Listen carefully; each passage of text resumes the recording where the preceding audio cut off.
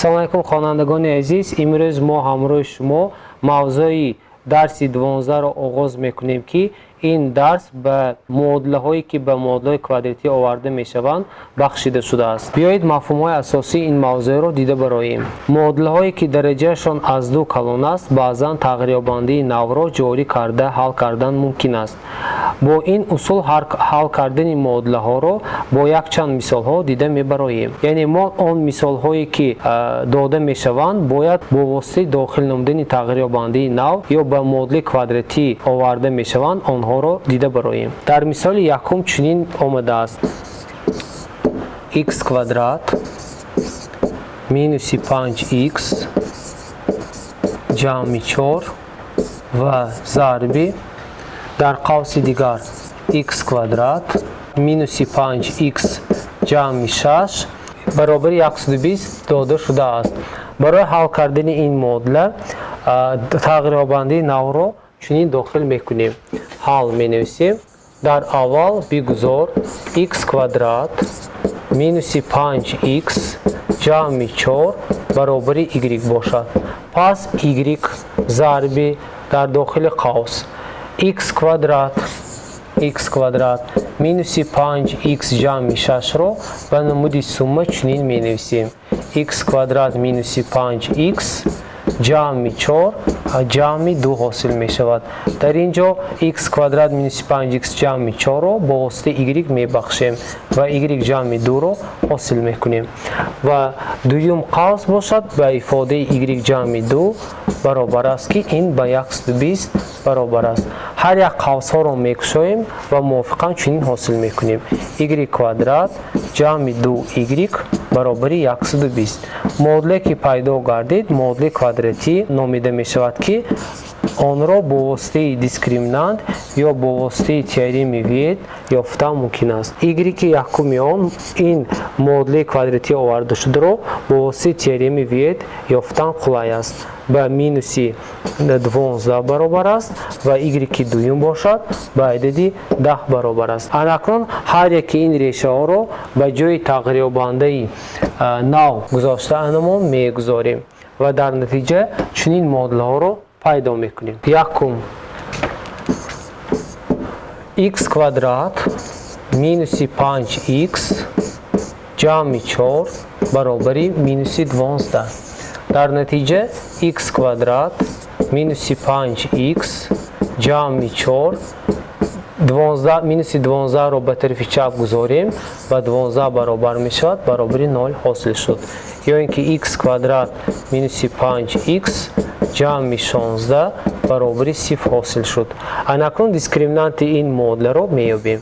дискриминанти он ба 25 минуси 64 баробар аст ки ин манфӣ аст. пас муодила дар ин ҳолат реша надорад. Анакнун дар ишораи мо дуюм тағйирёбандаро мегузорем ва дар натиҷа x квадрат минуси 5x ҷамъи 4 баробари 10 ҳосил шуд. 10-ро ба тарафи чап мегузаронем.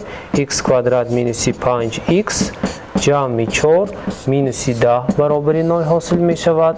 ё ин ки аз ин ҷо x квадрат минуси 5x минуси 6 баробари 0 ҳосил шуд ки муодилае ки пайдо гардид ин муодила муодилаи квадратӣ овардашуда номида мешавад.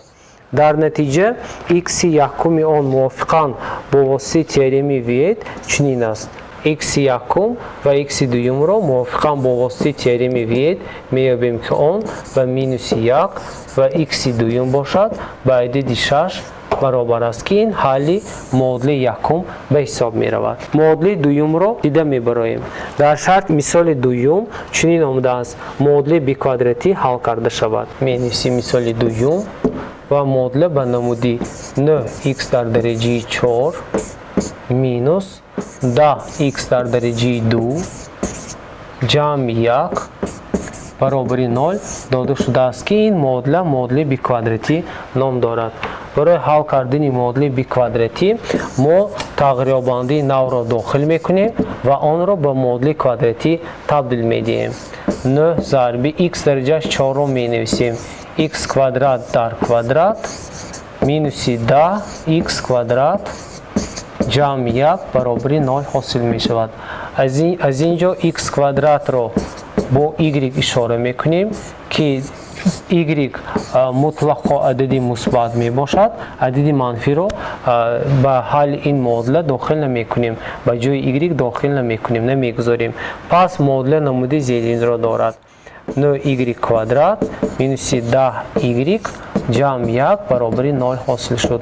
از اینجا دیسکریمینانت یکمی معادله رو میابیم، یعنی که از بس که اعضای دومی معادله کوادراتی به دو کرتی است، به دو تقسیم می شود، پس d1 با d1 حل کردن خیلی قلای می باشد. مینوس 5 در کوادرات مینوس 9 را به 1 ضرب کنیم عددی 9 حاصل می شود.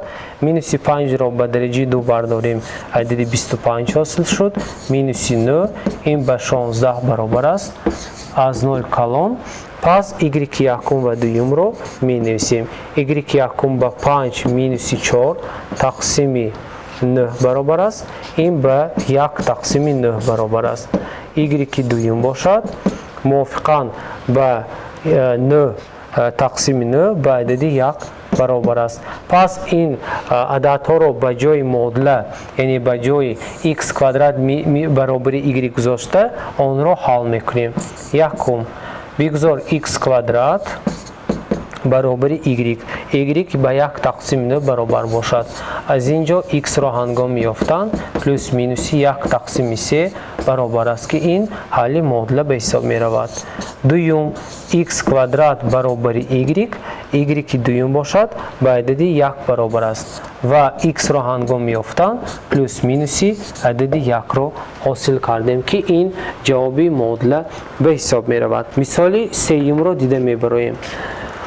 در شرط مثال سوم چنین آمده است: از جاری کردن تغییریابنده نو استفاده کرده معادله های زیرین را حل کنید.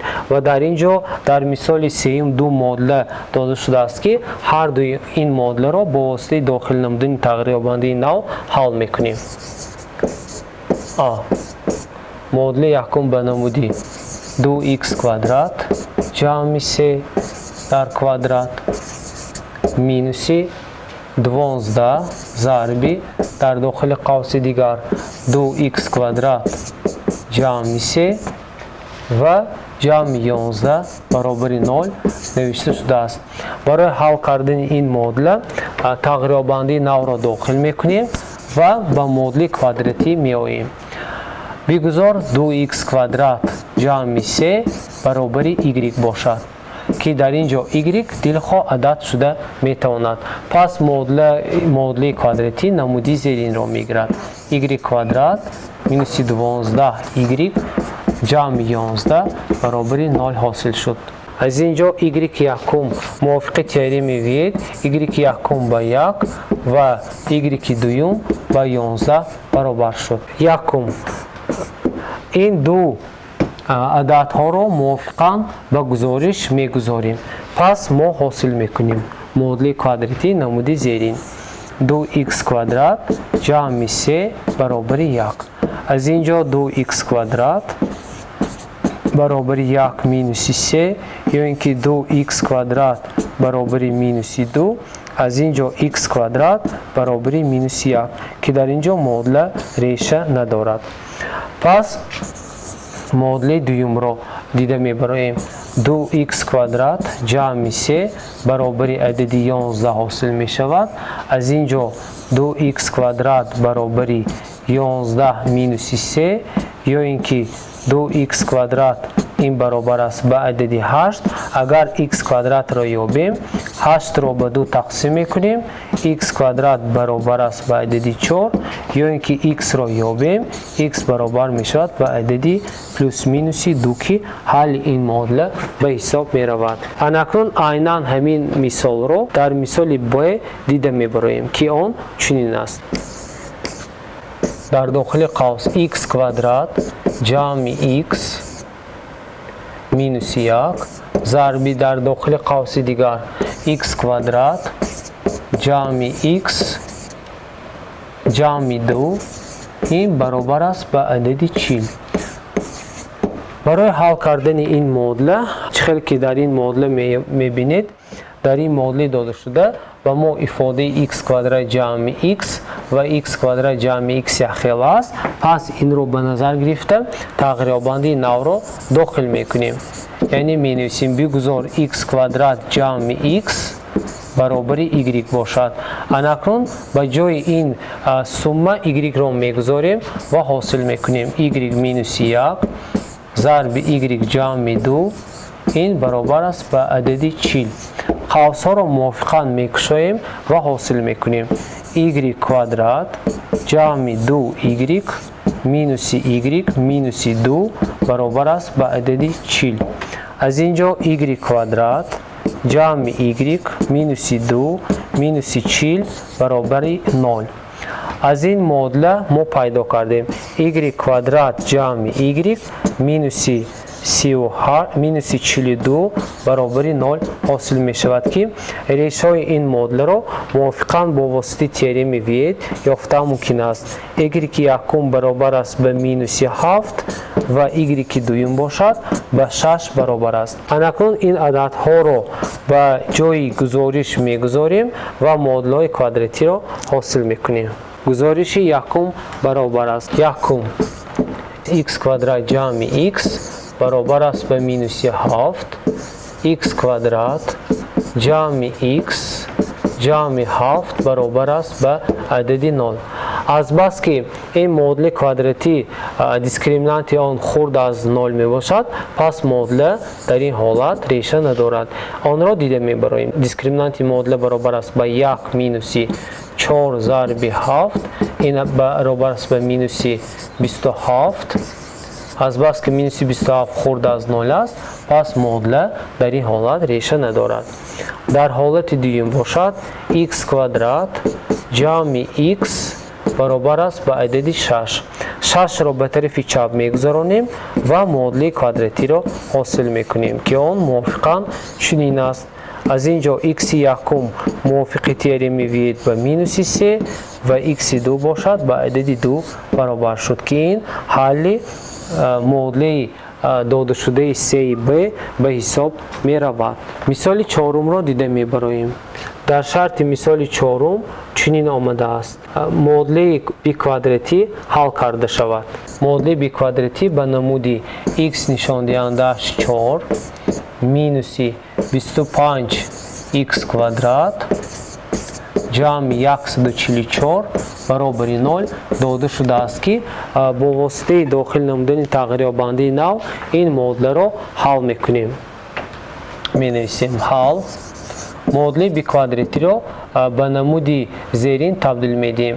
x در درجه 4 را چنین نوشته ممکن است x کвадрат در کвадрат مینوس 25 x کвадрат جمع 144 برابر 0. از اینجا بگذار x کвадрат برابر y است یا اینکه ما به جای y دلخواه عدد را گذاشته می توانیم. دلخواه حرف را گذاشته گزارش را استفاده برده می توانیم.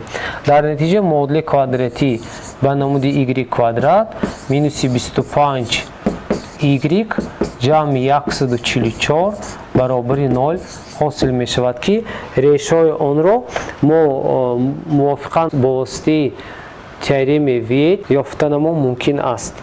تئورم وید را استفاده می بریم که استفاده برده هنگام y1 و y2 را جمع کنیم 25 و y1 با y2 را ضرب کنیم عدد 144 حاصل می شود که y1 هنگام انتخاب کردن به عدد 16 و y2 باشد به عدد 9 برابر است. اکنون این عددها را به جای گزارش میگذاریم و حل آن را مییابیم. یکم x کвадрат برابر است به y این برابر است به 16. هنگام x را یافتن x برابر می شود به پلوس مینوس عدد 4 این حل یکم و دوم و هنگام x کвадрат برابر 9 بودن x برابر می شود به عدد پلوس مینوس 3 که این حل سوم و چهارم معادله به حساب меравад. Мисоли ҷанбастии мавзӯъро дида мебароем ки дар шарти ин мисол омадааст ки координатаи нуқтаи буриши тирҳои координатии графикии ин функсияро бояд ёбем. Координатаи нуқтаи буриши тирҳои координатии функсияи зеринро ёбед. Дар поён омадааст. Мисоли 5 менависем ва чунин омадааст. Бигузор y баробар x дараҷааш 4 минуси 5x квадрат ҷамъи 4 дода шудааст. Барои нуқтаи буриши тирҳои координатиро ёфтан мо бояд пеш аз ҳама дар аввал нуқтаи буриш бо тери OX ва нуқтаи тириш бо тери OY-ро ёбем. Бигузор x ба 0 баробар бошад, пас y он қимати ба ҷои қимати x 0-ро мегузорем ва қимати зеринро ҳосил мекунем ки қимати он ба адади 4 баробар аст. Пас ҳалли яке аз нуқтаҳои буриш ин баробар аст ба 0 ва ба адади 4. Ин нуқтаи буриш бо тери OY номида мешавад. Анакнун дуюмро низ дида мебароем. Дар шарти дуюм бигузор y ба 0 баробар бошад. Ҳангоми y ба 0 баробар будан x нишондиҳандааш 4 минуси 5x квадрат ҷамъи 4 баробари 0 ҳосил шуд ки ин модули биквадрати аст. x4-ро чунин менависем x квадрат дар квадрат минуси 5x квадрат ҷамъи 4 баробари 0. Ҳангоми x квадратро бо a ишора намудан ки дар инҷо a мутлақо мусбат аст, модули квадратиро ҳосил мекунем. a квадрат минуси 5a ҷамъи 4 баробари 0 ҳосил мешавад. Аз инҷо мувофиқи теореми Вейт a1 ба 1 ва a2 ба адади 4 баробар шуд. Ин қиматҳоро ба ҷои x мегузорем ва чунин модулҳоро ҳосил мекунем. x квадрат баробари 1, аз инҷо x баробари плюс минуси 1 ҳосил шуд. Дар шарти дуюм бошад ҳангоми x квадрат баробари 4 будан x баробари плюс минуси 2 пайдо мешавад. Пас нуқтаи буриш бо тери OX ва чунин ададҳо баробар шуд. Адади b баробар аст ба минуси 1 0, адади c ба 1 ва 0, адади d бошад баробар аст ба минуси 2 0 ва адади e бошад ба адади 2 ва 0 баробар аст ки инҳоро нуқтаҳои буриш бо тирҳои координатии функсия меноманд. Яъне ки барои ёфтани нуқтаи буриши функсия бо тирҳои координатӣ мо модули квадратӣ оварда шуда, яъне ки модули биквадратиро ҳосил кардем, решаи онро бо воситаи дохил намудани тағйирёбияндаи нав дида баромадем. Барои мустаҳкам кардани мавзӯи имрӯза ба шумо якчанд мисолҳо оварда мешавад ки онҳоро дар поён мебинед. Бо ҳамин мавзӯи имрӯзии мо ба анҷом расид. Хайр то дарси оянда муваффақ бошед.